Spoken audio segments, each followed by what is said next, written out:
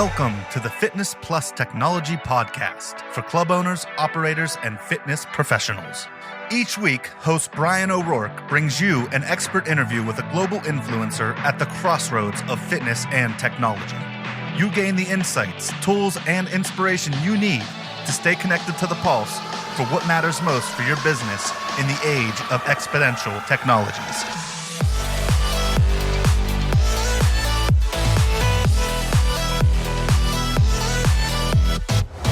Hello, listeners, and welcome. I'm your host, Bryan O'Rourke. It's great to have you here on the Fitness Plus Technology Podcast. And being that it is already the middle of February 2022, I cannot believe it.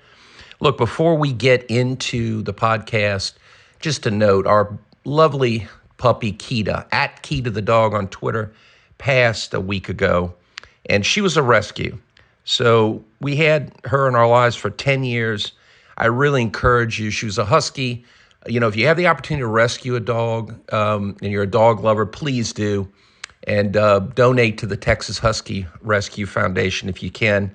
A lot of great people doing a lot of great things, and we really loved her. So I wanted to give a shout out to those folks and, encourage all the people who are about helping dogs and people get together and live wonderful lives. And they're great puppy she was. So with that behind us, I really want to talk about user experience, member experience today. You know, you read a lot about it. I've spoken about it. What is it? What is it really all about are the questions that I wanted to explore today. And we have a great guest in Annette, Franz, in the interview you're going to hear shortly, who has been talking about and dealing with customer experience, user experience, member experience for almost 30 years in a variety of roles. Her most recent book that's just coming out is Built to Win, which explores kind of 10 principles that organizations should seek to adopt around this point. Her prior book, Customer Understanding, was very well done. I highly recommend both these. And today, Annette was kind enough to spend time with us really exploring the details of what goes right, what can go wrong when you're trying to kind of reorient your business into a customer-first, user member experience-focused company. So without further ado, let's have Annette join the podcast. Well, listeners, again, thanks for joining. As I said in the intro, I've been following Annette for quite a long time. And, the topic of really the customer is such a big part of business today and fitness and in every industry and all these buzzwords you hear. Annette, welcome. Thanks for making time today. It's really a pleasure to have you. Thanks so much for having me. We haven't talked about this yet, and maybe we will at some point, but this fitness world is like one of my passions, right? These are my people. So yeah, I'm happy to be having this conversation with you today. Yeah, and everyone, as I said in the intro, follow Annette on LinkedIn, etc. Always enjoy her posts. You've been listening to this because you've been a professional in this space for a long time. You have a lot of experience in this arena of customer experience. First off, what is customer experience? That's a good starting point, isn't it, Annette? Always a good place to start, because I think people don't quite get it, or they confuse it with another term that I'll throw out there too. So customer experience is really the sum of all the interactions that a customer has with the brand over the life of that brand, but probably even more importantly, the feelings, the emotions, and perceptions that they have about all of those interactions. And the term that it often gets misused with or confused with is customer service. Customer service is one of those interactions. And I always refer to Chris Zane and his, I've sort of tweaked the actual quote that he uses, but basically what he was saying is that service is what happens when the experience breaks down, right? So if we get the experience right, we take some of that load off of the service team. So yep, that's how we ought to look at it. Yeah, it's a good question, because you're right. I've had discussions with folks about customer experience, and people have a little bit of a different view of what it really is. And, the CX term and all the different acronyms that they use. But in the last, I guess it's been over a decade, why has customer experience become such a hot topic, right? Yeah, because it's so bad. That's That's right. one way to, you know, that's it really is. I always say that, you know, the more and more commoditized products and services become, customer experience really is that one true differentiator. And it's true, you know, there are several clients that I'm working with right now and some in the past where I'll ask, why did you come to me? Why is this important to you today? And they'll say, because, you know, we've got competitors and we're, you know, people look at us and they go, yeah, we're all, you know, same, pretty much same. So we want to stand out. So I think that is really true. It is a differentiator and people are willing to pay more. I mean, there's a ton of research out there too, to say that people are willing to pay more for a better experience. And so I think that has really pushed it to the top of the heap. Yeah, agreed. And I know in a few weeks you're having your next book come out, Built to Win. Yep. And it around that book, and I mentioned in the intro, Customer Understanding, your other book, which is fantastic. But in the book, Built to Win, you explore culture. And, you know, that's another term people discuss. And having run a lot of companies, bought companies, sold companies, that culture thing, you know, talk about that as it pertains to the customer experience, because that's a big aspect of it, isn't it? It's huge. It really is. I mean, if you don't have that foundation in your business, one that really has been deliberately designed to put the customer at the heart of everything you do, it becomes a real challenge to actually do that, right? I love this example from a client from last year. They had an issue with employees feeling like customers, every time they called in, they were out to get something, they wanted something, or they were just returning things for the sake of returning things. Maybe they wore them already and they, you know, just they're going to return. And it was just this real headbutting between customers and their frontline. And so we worked on, because culture is really core values plus behavior. That's a great way to look at it. So we define the core values and then we define the behaviors, whether they're unacceptable or acceptable behaviors associated with each of those core values. And then they have to be socialized and operationalized, right?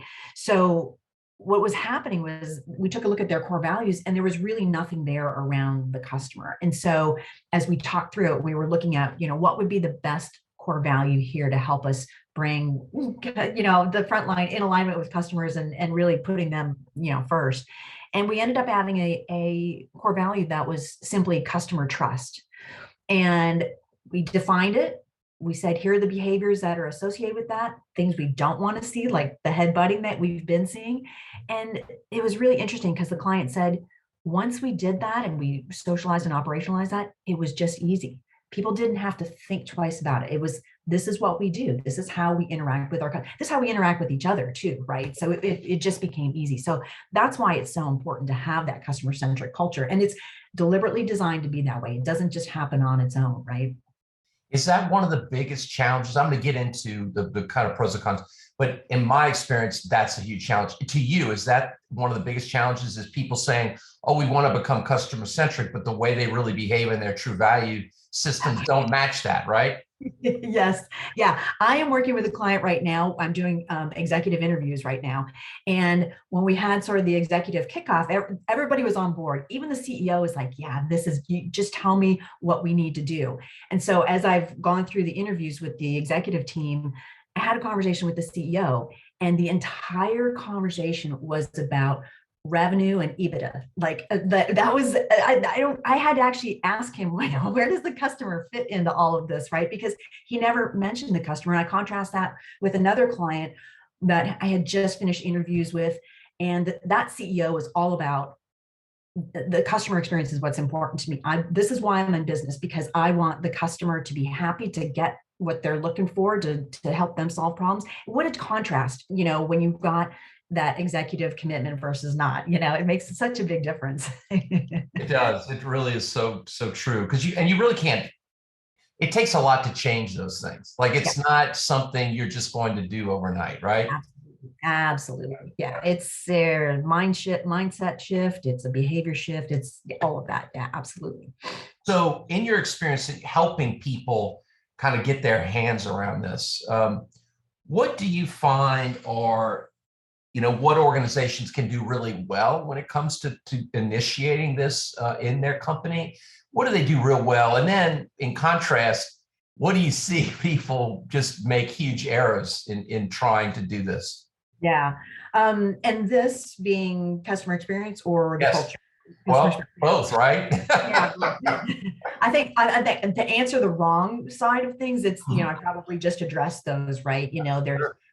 I'd say the top three things are you don't have that executive commitment, you don't have the culture, and you also, the third one, which we haven't even touched on yet, is you don't look at the employee experience as a driver of the customer experience, right? You're just like, when I started in this industry 30 years ago, in this profession 30 years ago, and I was at JD Power and Associates, I would go and talk to clients and say, hey, you've got to be listening to employees too. And they're like, we'll do that later. We're going to listen to customers now. And it's so refreshing that probably in just the last 3 or 4 years, and especially through this pandemic, right, that people have suddenly realized, executives suddenly realized, we need to start thinking about our employees too. So that's the what are companies doing wrong mostly, because what ends up happening. So when we do some of the work that we need to do to understand our customers, the listening, the data, the feedback, all of those things, the journey mapping, the developing personas, we can't just develop them and then just or do that work and just let it sit there. And if we don't have the culture, if we don't have that executive commitment, it's just not going to happen. And so the companies that are doing it right are doing the opposite of what are those that are doing wrong, right? They've got the culture in place. They've spent the time and done the work to get that culture in place.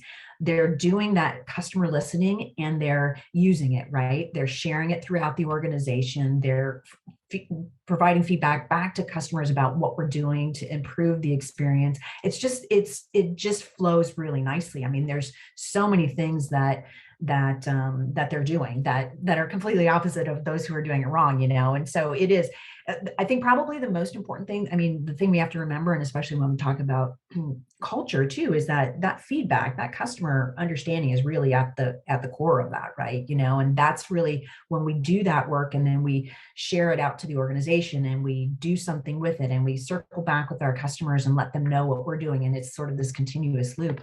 What a difference. The companies that are doing that, those are the ones that are seeing great successes. It makes sense. And who would you say are, and you can look at NPS, all kind of different metrics, right? Yeah. Who would you tout as some of the best at doing this? And are there certain industries that it tends to align with, or do you find it sprinkled across numerous industries?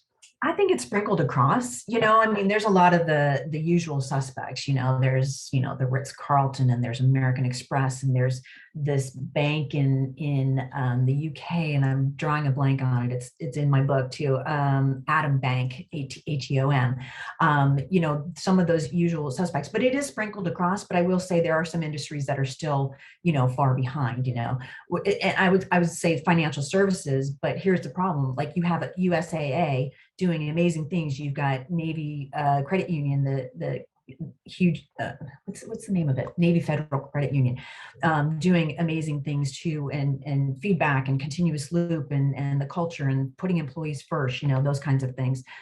So it is sprinkled across, B2B and B2C. B2B, you've got companies like Salesforce who are doing amazing things, Oracle, they're Barry Waymiller. I don't know if you know this company, but Barry Waymiller, Bob Chapman, this is somebody you ought to have on your podcast. He is amazing, just an amazing CEO. And he's all about, caring about your people. And when you care about your people, obviously the business grows, kind of thing. So there are a lot of examples out there. We need to talk about the good more, but unfortunately we hear about the bad more often. Yeah, right. Yeah, and there's a lot of that. I mean, we were just talking about our traveling internationally, for the listeners before the call, and airlines have very bad and poor ratings, right? Yeah. It seems to have gotten worse. I used to tout Delta. I still tout Delta Airlines because Ed Bastian has done amazing things between the customer experience and the employee experience. But these last 2 years have been really rough on everybody. Yeah. And so, one thing that I find that a lot of people talk to me about when they're talking about customer experience, and I know, as you mentioned, it's a very broad, subject, is the journey mapping aspect, where you're trying to just identify these touch points so that you can kind of figure out where are the pitfalls in that process, in your experience. I'll tell you, it ties back to something we've already talked about.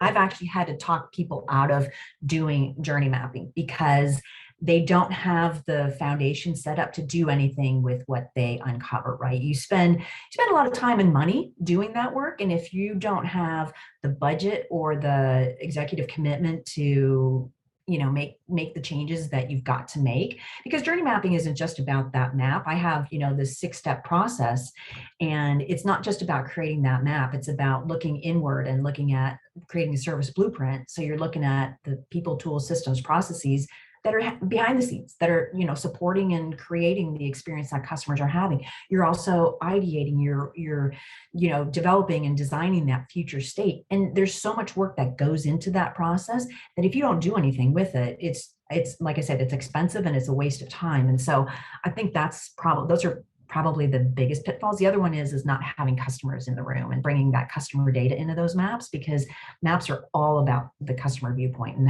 what the experiences that customers are having. Yeah. Too many times people just sit around the room and go, hey, this is what we think, and it's like, no, that's not working. Yeah, that's not going to work. Right. That makes complete sense. You'd also written something, I think a little while ago, I'd seen a post that you'd shared. There was some conversation about it. When you're thinking of customer experience and the notion of acquisition of customer and then retention of customer, and how that oftentimes doesn't jive, right? Can you express that? I found that very fascinating. Yeah, I think we spend a disproportionate amount of time and money trying to bring customers in, right? And you may be in an industry that may be guilty of this, right? That you've got folks coming in, you're doing whatever you need to bring those customers in, but you have this leaky bucket, because if you've got nothing behind that, if it's all smoke and mirrors and you've got nothing behind that, if you're frustrating your customers every day, if you're not creating a great experience for them, they're going to leave, right? So acquisition, we spend a lot of time and effort with discounts and free shipping and free this and free that and promotions and whatever we need to do to get those customers in. A prime example, my internet provider.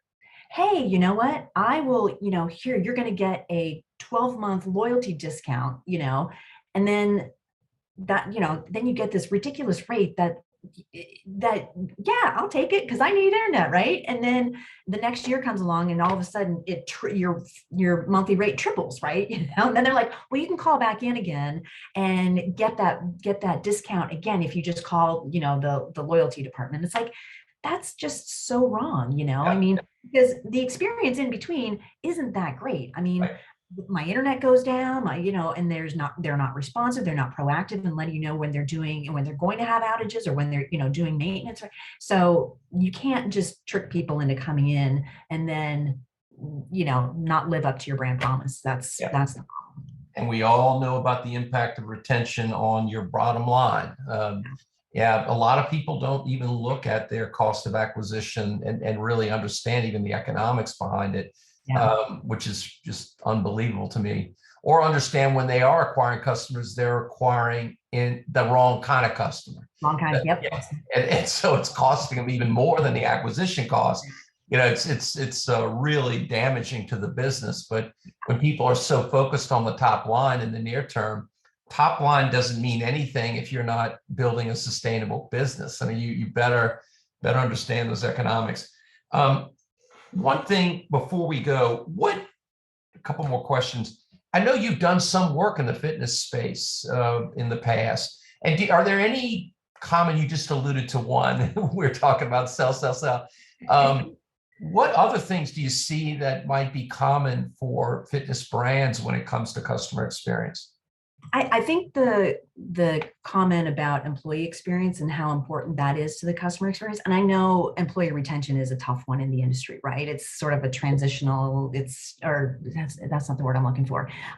It's people are turning over all the time because they're like, hey, I need a summer job, I need a Christmas job, I need, kind of thing, or it can be like that. And so, and I think this is obviously a bigger conversation right now too, that's blown out into this great resignation thing. But I think it's been an issue in the fitness industry, is figuring out how do we keep those employees, right? It's great work. It's a fun place to work. There are things that you've got to figure out how to take care of your employees, because your employees take care of your customers. And if that face at the front desk changes every other week, customers start to think about what's going on here. Yeah. What's really going on here? So I think that's a big one that folks need to really think about. Yeah, absolutely. Well, before we get to the last question, Annette, and thank you again for making time, I want to encourage the listeners in the show notes, make sure you see the link to her book, Customer Understanding. And then in the next couple of weeks, you're going to see Built to Win. We'll have some information in the show notes as well. I recommend you get those and read those. So Annette, given we have listeners all over the world, primarily in fitness, and we do fitness plus technology, what would you say are some secrets or pearls of wisdom that you could share? I know this is a complicated arena, but are there a few pearls of wisdom you can share with our listeners when it comes to customer experience and what they need to be thinking about? I think the first one is to just get started, right? I take the time to really educate yourself on what that means, but get started. There are little things, there are things you can do that don't cost a lot of money that you can do to improve the experience, right? I think that's what, when people think about it, they think, oh gosh, it's going to be a lot of work and it's going to be a lot of money and it's going to be a lot of this. Two things to that. There are things you can do that don't cost anything. And second of all, I always say that when we're improving the customer experience or improving the employee experience, it's not about more work. It's about doing what you do more efficiently and more effectively, right? So I would say educate yourself and just get started. I think that's the biggest thing, really. That's good. That's very good advice. I think that's a very good advice. Well, Annette, I really want to thank you. I'm a big fan. I've followed you for a long time. Love your work.